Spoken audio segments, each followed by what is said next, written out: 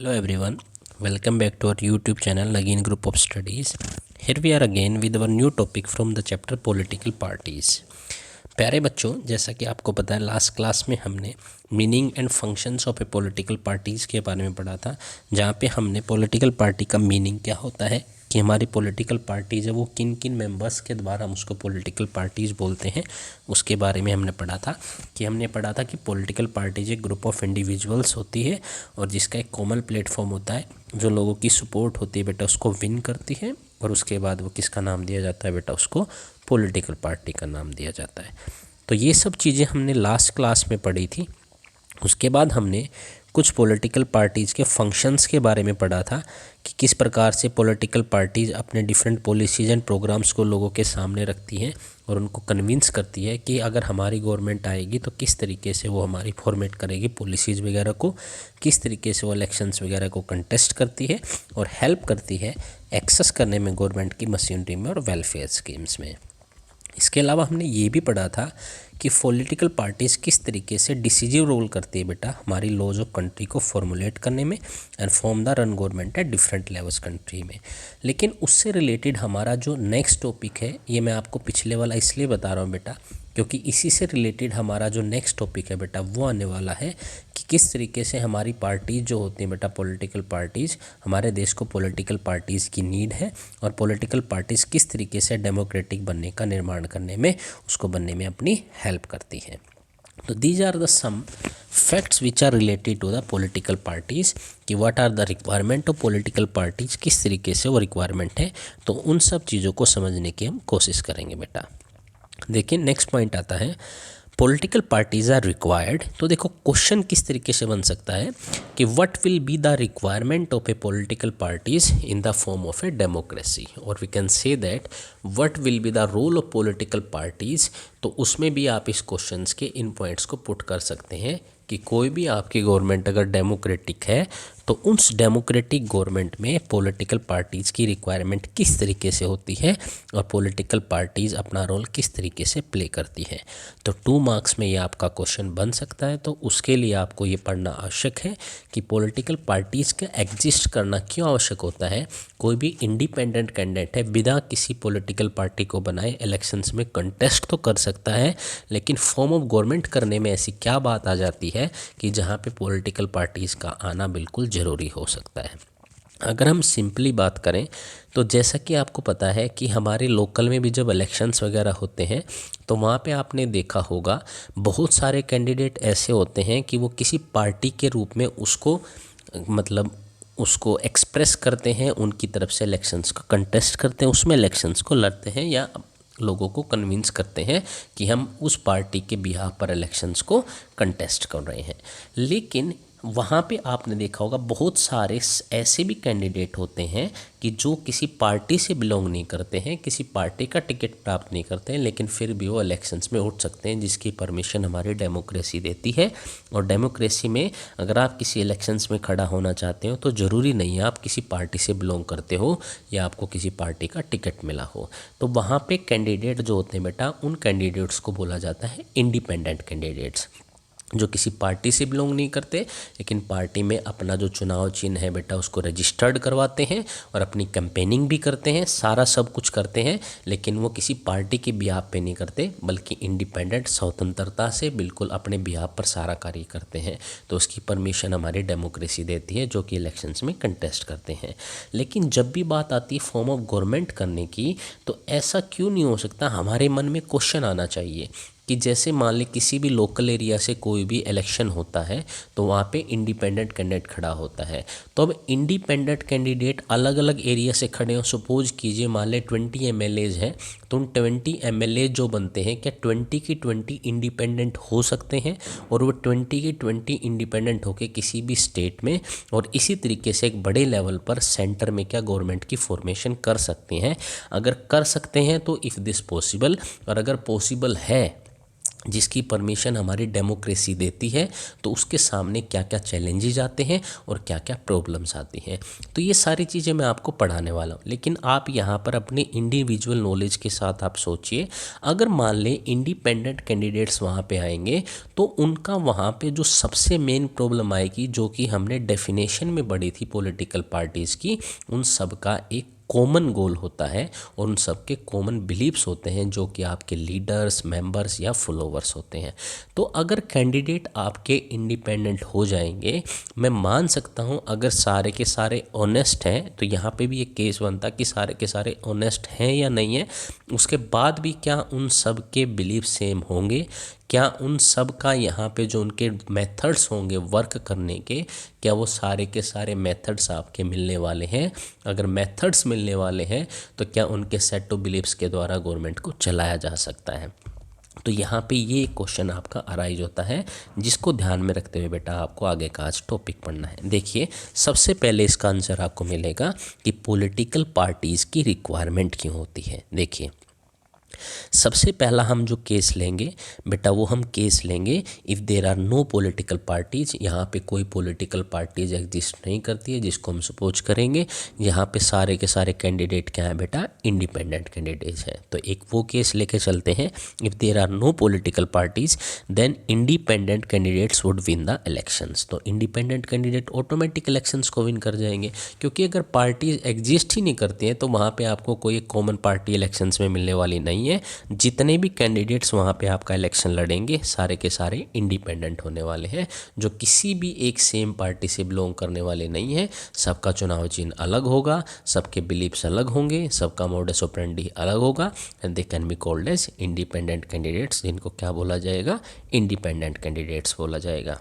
आगे देखिए, independent candidates में be able to manage their constituencies. वो अपनी कॉन्स्टिट्यूएंसी है ना, जहाँ से देखो कॉन्स्टिट्यूएंसी का मतलब क्या होता है बेटा, पहले इसको समझिए। देखो, कॉन्स्टिट्यूएंसीज का मतलब होता है जिस पर्टिकुलर एरिया से कोई भी कैंडिडेट इलेक्शंस को कंटेस्ट करता है, इलेक्शंस को लड़ता है, वहाँ से वोटिंग को प्राप्त करता है, लोगों के सपोर्ट को प्राप्त करता है, तो उसको उसकी कॉन्स्टिट्यूएंसी बोला जाता है, उसको उसके वर्क का एरिया बोला जाता है। फॉर एग्जाम्पल, मान ले कोई भी एरिया है जिसमें हमने बांटा गया, जैसे मान ले कोई भी एरिया होते हैं बेटा, एमएलएज को इसी तरीके से बांटा जाता है कि जैसे बड़ा स्टेट होता है तो उसमें कॉन्स्टिट्यूएंसी ज़्यादा होती है। सपोज कीजिए, इसको इस तरीके से समझिए, मैं आपको एक एग्जांपल के तौर पर समझाता हूँ। फॉर एग्जांपल्स, एक बड़ी रोटी है, उसको आपने 5 हिस्सों में बांट दिया, तो 5 हिस्सों का मतलब है हर एक हिस्से पे जो मालिक है वो अलग अलग है, उसको खाने वाला अलग अलग है। तो ये कॉन्स्टिट्यूएंसीज़ में इसी तरीके से आपके स्टेट को डिवाइड कर दिया जाता है, अलग अलग एरिया में डिवाइड कर दिया जाता है, और वो स्टेट जिस एरियाज में डिवाइड हुआ है उन एरियाज़ को क्या बोला जाता है, उस स्टेट की कॉन्स्टिट्यूएंसीज बोला जाता है, जहाँ से अलग अलग कैंडिडेट क्या करते हैं बेटा, लड़ते हैं। फॉर एग्जांपल, आपने देखा होगा जैसे अमेठी है, अयोध्या है, इन केस ऑफ यूपी, या बिहार में आप चले जाइए, या जैसे आप हरियाणा में जाएंगे तो हरियाणा में अलग अलग हैं। तो ये अलग अलग कॉन्स्टिट्यूएंसीज बटी होती हैं। जैसा कि आपका स्टेट अगर बड़ा होता है तो उसमें ऑटोमेटिक कॉन्स्टिट्यूएंसीज ज़्यादा होती हैं, और स्टेट छोटा होता है तो उसमें कॉन्स्टिट्यूएंसीज कम होती हैं। अगर आप फैक्ट पे देखेंगे तो अगर इस टाइम पे हमारे देश में सबसे ज़्यादा कॉन्स्टिट्यूएंसीज हैं तो वो कहाँ पे एग्जिस्ट करती हैं बेटा, तो आपकी कॉन्स्टिट्यूएंसी इस टाइम पे यूपी में एग्जिस्ट करती हैं, जहाँ पे सबसे ज़्यादा एमएलए आपके कंटेस्ट करते हैं। तो इंडिपेंडेंट कैंडिडेट्स में be able to manage their constituency but they would not be able to go on the entire country. लेकिन अगर मैंने एक कॉन्स्टिट्यूएंसी की बात करूं, वहाँ पे अभी फ़िलहाल में क्या सिनेरियो बेटा, जहाँ पे मान ले, फॉर एग्जांपल इसको ऐसे समझिए आप, अभी मान ले जब पॉलिटिकल पार्टी सिस्टम एग्जिस्ट करता है तो वहाँ पे आपने देखा होगा कुछ कैंडिडेट्स होते हैं जो पॉलिटिकल पार्टीज़ की तरफ से इलेक्शंस को क्या करते हैं, कंटेस्ट करते हैं, और कुछ कैंडिडेट ऐसे होते हैं जो पॉलिटिकल पार्टीज़ की तरफ से कंटेस्ट ना करके इंडिपेंडेंट तौर से क्या करते हैं बेटा, इलेक्शंस को कंटेस्ट करते हैं। तो वहाँ पे इंडिपेंडेंट के तौर पर कंटेस्ट करते हैं। तो वहाँ पे क्या होता है कई बार कि आपकी पार्टी से जो रिलेटेड जो कैंडिडेट्स हैं वो इलेक्शंस को नहीं जीत पाते और इंडिपेंडेंट कैंडिडेट्स वहाँ से जीत जाता है और वो उस एरिया का एमएलए बन जाता है। तो वो अपनी कॉन्स्टिट्यूएंसी को चला सकता है। जहाँ पे किसी भी पर्टिकुलर एरिया में ऐसा नहीं होता है बेटा कि पॉलिटिकल पार्टीज़ का होना ज़रूरी होता है। अगर कोई इंडिपेंडेंट कैंडिडेट है वो वहाँ पे जीत गया तो can be work as a MLA for that particular area which is called as constituencies. तो वहाँ पे वो एमएलए के रूप में कार्य कर सकता है और वो किसी पार्टी से बिलोंग नहीं करता है। तो यहाँ तक ये बात समझ में आती है कि एक पर्टिकुलर एरिया, एक छोटा सा स्मॉल एरिया है बेटा, वहाँ पे इंडिपेंडेंट कैंडिडेट वर्क कर सकता है। लेकिन अगर मैं पूरी कंट्री की बात करूँ तो वहाँ पे अब अलग अलग जगह से इंडिपेंडेंट आएंगे। अब इंडिपेंडेंट जो आपके कैंडिडेट्स आएंगे, अब सबको मिलकर एक गवर्नमेंट की फॉर्मेशन करनी है। तो ये एक बिल्कुल रिजिड टास्क हो जाता है, बहुत ही मुश्किल टास्क हो जाता है। तो वहाँ पे तो आपको पार्टी की आवश्यकता पड़ती है। तो इसीलिए they would not be able to govern the entire country, और एंटायर कंट्री में इफेक्टिवली लगाना बहुत ही आवश्यक है, क्योंकि ईच कैंडिडेट के क्या होते हैं बेटा, खुद के इंटरेस्ट और सेट ऑफ बिलीव्स होते हैं। और ये सारे के सारे सेट ऑफ बिलीव्स और इंटरेस्ट एक या दो कॉन्स्टिट्यूएंसीज में अप्लाई हो सकते हैं। लेकिन अगर पूरे देश की सेंटर लेवल पे अगर गवर्नमेंट बनाने की बात है तो वहाँ पे ये सारे के सारे सेंटर लेवल पे बिल्कुल एग्जिस्ट नहीं कर सकते, क्योंकि उसके लिए हमें पीएम वगैरह को भी चुनना पड़ता है। अब हर कोई इंडिपेंडेंट कैंडिडेट बोलेगा कि मुझे पीएम बनना है, मुझे पीएम बनना है, लेकिन पीएम बनने के लिए बेटा वहाँ पे सहमति है जो कि एक पॉलिटिकल पार्टीज़ के द्वारा प्रोवाइड की जाती है। ऐसा इंडिपेंडेंट कैंडिडेट्स के रूप में नहीं हो सकता। तो यहाँ पे हम लिख सकते हैं कि इंडिपेंडेंट कैंडिडेट्स हैं बेटा अपनी कॉन्स्टिट्यूएंसी में वर्क कर सकता है, but can not be able to govern the government on the centre level. Centre level पे गवर्नमेंट बनाने में उसको क्या होगी, वो इफेक्टिवली गवर्नमेंट की फॉर्मेशन नहीं कर पाएगा। तो इस प्रकार हम बोल सकते हैं political parties are required to form the government at the centre level, to form the government in the whole country. तो उसमें पॉलिटिकल पार्टीज़ की आवश्यकता होती है, because independent candidates can not be able to form the government at the government level. तो वहाँ पे किस पे बेटा, गवर्नमेंट लेवल पे वो क्या नहीं कर सकते, अपनी गवर्नमेंट की फॉर्मेशन नहीं कर सकते। अब देखिए नेक्स्ट आता है, each section of society choose its representative to represent its interest. बेटा हर एक सेक्शन ऑफ सोसाइटी क्या करता है बेटा, अपने रिप्रेजेंटेटिव्स को चुनता है। क्या करने के लिए, रिप्रेजेंट करने के लिए, अपने इंटरेस्ट को रिप्रेजेंट करने के लिए क्या करता है बेटा, अलग अलग सोसाइटी से अपने रिप्रेजेंटेटिव को चुनता है। तो वही होता है ना कि जो कंटेस्ट करता है इलेक्शंस में, तो हर एक सोसाइटी का क्या होता है बेटा, वो रिप्रेजेंटेटिव होता है कि हमारी तरफ से इलेक्शंस को कंटेस्ट ये करेगा, हमारी तरफ से इलेक्शंस को कंटेस्ट ये करेगा। Political parties also play the same role. Political party क्या करती हैं बेटा, सेम रोल को प्ले करती हैं। डेमोक्रेटिक गवर्नमेंट है पॉलिटिकल पार्टीज, और एक डेमोक्रेटिक कंट्रीज़ में क्या एग्जिस्ट करती है बेटा, पॉलिटिकल पार्टी एग्जिस्ट करती है। जैसे राइज ऑफ पॉलिटिकल पार्टी में be traced back by the emergence of the representative democracy.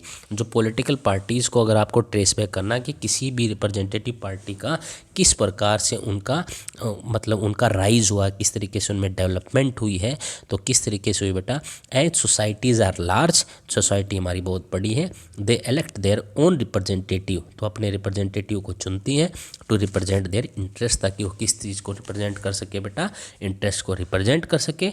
और in representatives of parties come together to form the government, और ये अलग अलग पार्टीज़ के जो रिप्रेजेंटेटिव्स होते हैं बेटा, ये मिलकर किसका निर्माण करते हैं बेटा, गवर्नमेंट का निर्माण करते हैं। तो यहाँ से एक बात समझने की ये है, जब भी फॉर्मेशन ऑफ गवर्नमेंट की बात आती है तो वहाँ पे पॉलिटिकल पार्टीज़ का राइज होना, ताकि ट्रेस बैक हो सके किसका, रिप्रेजेंटेटिव का एमरजेंस हो सके।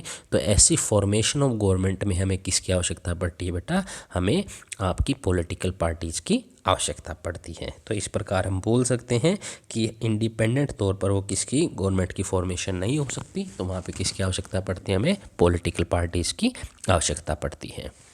चलिए एक बार रिपीट कर देता हूँ, political parties are required political parties की रिक्वायरमेंट होती है। If there are no political parties, अगर कोई भी पॉलिटिकल पार्टी एग्जिस्ट नहीं करेगी, independent candidate will win the elections and they may be able to run the government in their constituencies. वो अपनी कॉन्स्टिट्यूएंसीज में गवर्नमेंट को रन कर सकते हैं, but they can not able to govern the government at the centre level effectively because they have their own interest और set of beliefs. Independent है बेटा जो गवर्नमेंट के कैंडिडेट्स हैं, बेटा जो इंडिपेंडेंट कैंडिडेट्स हैं वो आपकी कॉन्स्टिट्यूएंसीज में गवर्नमेंट को रन कर सकते हैं, लेकिन वो एक सेंटर लेवल पे गवर्नमेंट की फॉर्मेशन करने में एबल कभी भी नहीं हो सकते। तो इस प्रकार हम बोल सकते हैं कि अगर हमें सेंटर लेवल पे गवर्नमेंट को बनाना है तो हमें पॉलिटिकल पार्टीज़ की आवश्यकता पड़ती है। और नेक्स्ट पॉइंट आता है आपका, each section of society choose its representative to represent the interest. हर एक सोसाइटी का सेक्शन क्या करता है बेटा, रिप्रेजेंट करता है अपने इंटरेस्ट को। और पॉलिटिकल पार्टीज़ का भी सेम रोल होता है जैसे डेमोक्रेटिक कंट्रीज़ में पॉलिटिकल पार्टीज एग्जिस्ट करती है।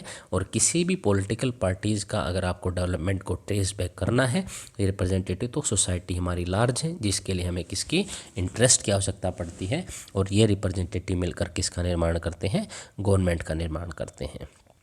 नेक्स्ट आता है, how many parties should we have. हमारी पार्टी कितनी होनी चाहिए। हमारी पार्टी जो है बेटा, चलो हमने मान लिया कि पॉलिटिकल पार्टीज़ की आवश्यकता जो होती है गवर्नमेंट की फॉर्मेशन में होती है, तो हमारी पार्टीज होनी कितनी चाहिए उसके बारे में हमें बात करनी है कि हमारा जो पार्टी सिस्टम, तो चलो हमने देख लिया बेटा, तो अब पार्टीज़ का तो हमने मान लिया कि पार्टीज़ के बिना गवर्नमेंट की फॉर्मेशन करना बहुत ही मुश्किल है, उसमें अलग अलग रिप्रेजेंटेटिव के इंटरेस्ट मिलकर ही किसी फॉर्म ऑफ गवर्नमेंट होती है। तो अब पार्टी के सिस्टम में कितनी पार्टी होनी चाहिए उसके बारे में हमारा निर्माण आता है बेटा, इसके बारे में आता है हमारा, जिसके बारे में आपको पढ़ना पड़ेगा पार्टी सिस्टम क्या होता है। चलिए स्टार्ट करते हैं। In a democracy any group of citizen is free to form a political party. कोई भी ग्रुप ऑफ सिटीजन्स होता है बेटा वो एक किसी पॉलिटिकल पार्टी का निर्माण कर सकता है किसी भी डेमोक्रेसी में। एक व्यक्ति से तो देखो पार्टी बनती नहीं, क्योंकि यहाँ पे बिलीव्स क्या होते हैं बेटा आपके अलग अलग होते हैं, और इन सारे बिलीव्स को जब हम इकट्ठा करते हैं तो इसके जो फॉलोअर्स होते हैं उन फॉलोअर्स से मेंबर्स निकलते हैं, मेंबर से फिर आपके रिप्रेजेंटेटिव और वी कैन से लीडर्स निकलते हैं, तब जाके एक पॉलिटिकल पार्टी का निर्माण होता है। लेकिन हमारी डेमोक्रेसी जो होती है बेटा वो बिल्कुल परमिशन देती है किसी को भी ग्रुप ऑफ सिटीजन में फ्री है बेटा जो पॉलिटिकल पार्टी का क्या कर सकता है बेटा, निर्माण कर सकता है। More than 750 parties are registered with the Election Commission of India. अगर आज की हम बात देखें 750 ऐसी हैं इलेक्शन कमीशन में पार्टीज़ हैं बेटा, जो 750 पार्टीज़ हैं जो अभी क्या है बेटा कमिटेड है। अगर हम डाटा उठाएं और ये बढ़ते ही जा रहे हैं बेटा, जैसे डेटा पीछे के हैं अगर आप देखोगे भी तो और पार्टीज़ आपकी निर्माण होती जा रही तो ये बढ़ती जा रही है। लेकिन अगर आप जनरली देखोगे तो 750 ऐसी पार्टीज़ हैं जो इलेक्शन कमीशन ऑफ इंडिया के द्वारा हम बोल सकते हैं बेटा क्या है, रजिस्टर्ड है। But not all these parties are serious contenders नहीं है। सीरियस कंटेंडर्स का मतलब होता है कई बार लोग क्या होते हैं विदाउट सीरियसनेस के बिलीव्स के बेटा पार्टी का निर्माण कर देते हैं क्योंकि इसकी परमिशन मिलती है, क्योंकि एक ऐसा कॉम्प्लेक्स वो तरीका नहीं है कि पार्टी के लिए आपको ये करना पड़ेगा वो करना पड़ेगा। तो इसमें क्या होती हैं, these parties are not serious contenders. Serious contenders का मतलब होता है जो रेगुलरली इलेक्शंस को विन करती हैं, रेगुलरली इलेक्शंस में पार्ट करती हैं, पॉलिसीज़ की फॉर्मेशन होती है, अपने एजेंडा को तैयार करती हैं। तो these are the some functions हैं कि पार्टी तो है कहने को, लेकिन जो फंक्शंस होते हैं पार्टीज़ का, जो मीनिंग होता है पार्टी का, उसके ऊपर अपना सारा कार्य नहीं करती हैं। That's why they can not be considered as serious contenders. जो मतलब लड़ने में, जो मतलब इलेक्शंस को कंटेस्ट करने में रेगुलरली आप बोल सकते हैं वो नहीं है बेटा। तो इस प्रकार हम बोल सकते हैं कि हमारे देश में 750 पार्टीज़ नाम के रूप में तो हैं, रजिस्टर्ड के रूप में तो है, लेकिन उनको हम सभी की सभी पार्टीज़ को हम सीरियस कंटेंडर्स नहीं बोल सकते कि वो सीरियस कंटेंडर्स है। ऐसे कोई भी पार्टी का निर्माण कर देता है क्योंकि हमारी डेमोक्रेसी उसको परमिशन देती है। तो उसके बाद अब आता है पॉलिटिकल पार्टीज़ की डिफरेंट फॉर्म को समझने का बेटा, that is known as party system, जिसको हम क्या बोलते हैं बेटा, पार्टी सिस्टम बोलते हैं। The number of political parties different from country to country. जो पॉलिटिकल पार्टीज़ होती हैं बेटा वो कंट्री में डिफरेंट एग्जिस्ट करती हैं। फॉर एग्जांपल आप इंडिया की बात करोगे जहाँ पे 750 गवर्नमेंट है, इसका सब 750 पॉलिटिकल पार्टीज़ हैं। इसका सबसे मेन एग्जांपल ये है, ये इस चीज़ को दर्शाता कि हमारा देश की जो डेमोक्रेसी है one of the largest democracy ever exist in the world. ये बहुत ही इंपॉर्टेंट बात है।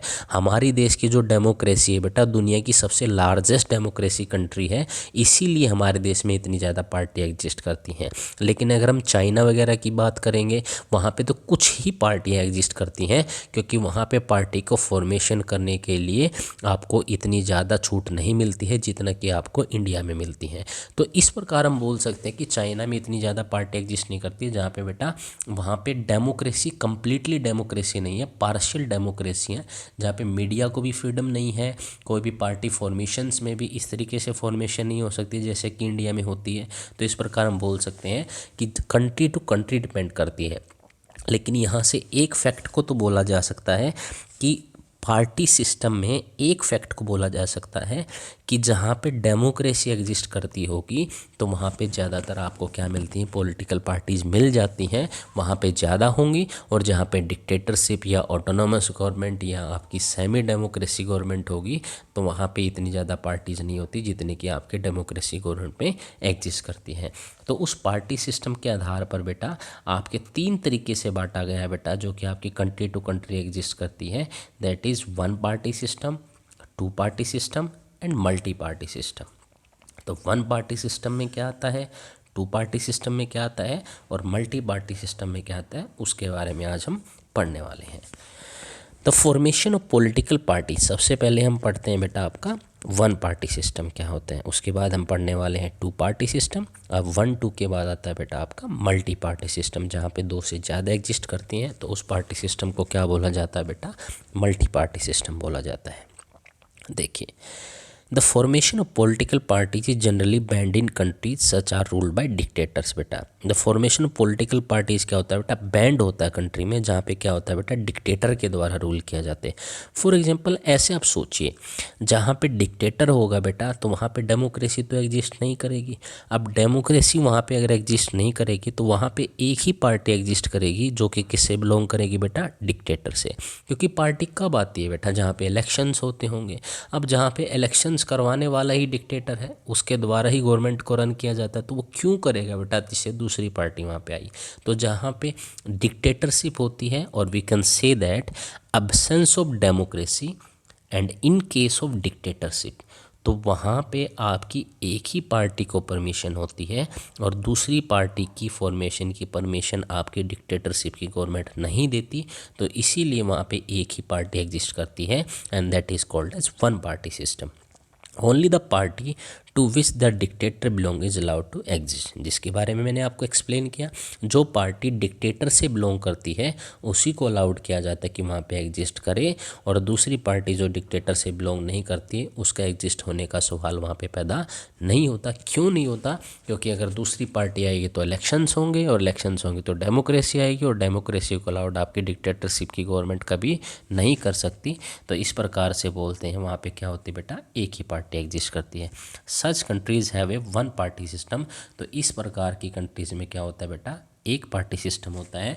तो 1 पार्टी सिस्टम के आपने एक्सप्लेनेशन को सीख लिया है, तो उसके बाद आप बोलोगे ये एग्जिस्ट कहाँ पे करते। तो एग्जांपल है बेटा इसका, in China only the communist party of China is allowed to contest the election. और वहाँ पे एक पार्टी एग्जिस्ट करती है जिसके बारे में मैंने आपको जिक्र किया था ना, जहाँ पे डेमोक्रेसी नहीं होती, तो कम्युनिस्ट पार्टी बेटा चाइना में जो वहाँ पे एग्जिस्ट करती है, और उसी पार्टी से बिलोंग जो रिप्रेजेंटेटिव होता है बेटा वो इलेक्शंस को कंटेस्ट करवाते हैं, वही जीतता। अब सिंपल सी बात है, अगर मल्टी पार्टी नहीं होगी तो एक ही पार्टी जीतने वाली है, और वही पार्टी किससे बिलोंग करेगी बेटा, कम्युनिस्ट पार्टी से करेगी।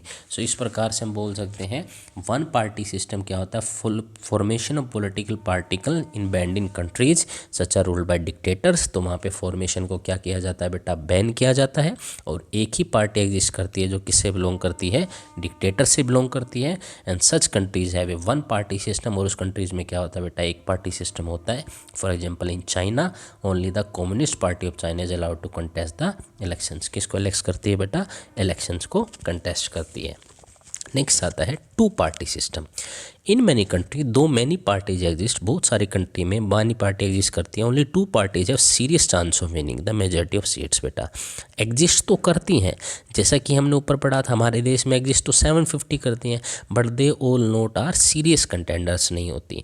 तो 2 parties have serious chance of winning the majority of seats in parliament. लेकिन वहाँ पे 2 ही पार्टी होते हैं जिनके सीरियस चांस होते हैं।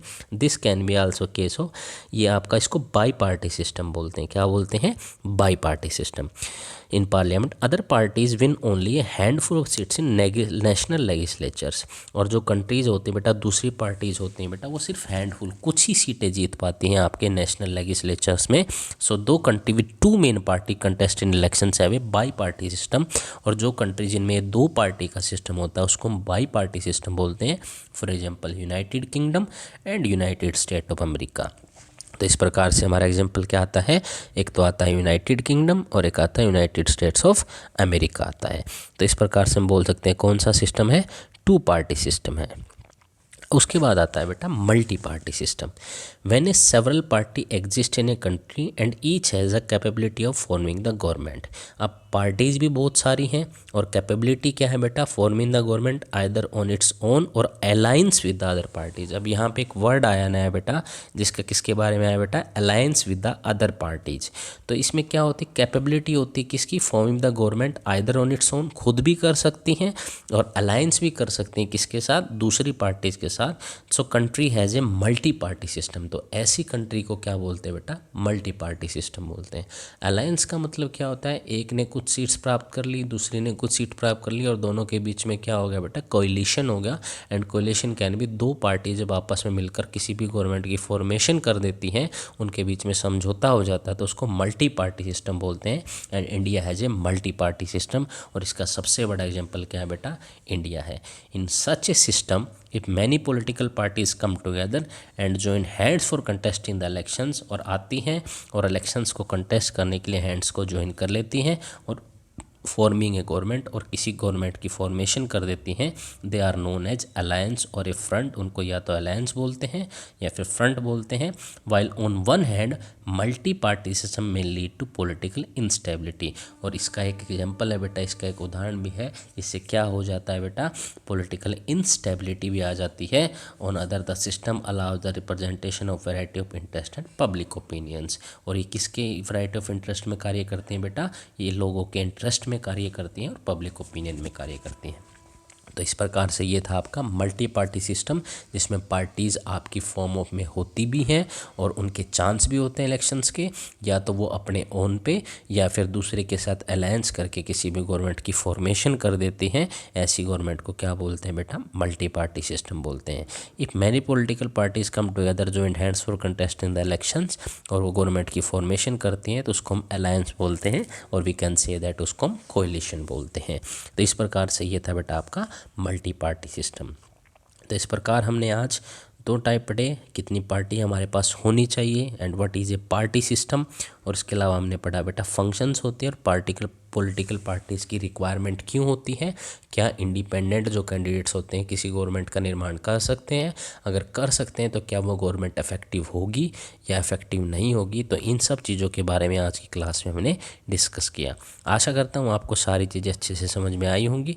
उसके बावजूद अगर आपको पास कोई डाउट है तो आप कमेंट कर सकते हैं। अदरवाइज़ अगर आपको वीडियो अच्छी लगी और सारे टॉपिक अच्छे से क्लियर आए तो please like the video and subscribe our channel, that is Nagin Group of Studies. So thank you very much to attend this session. Have a nice day.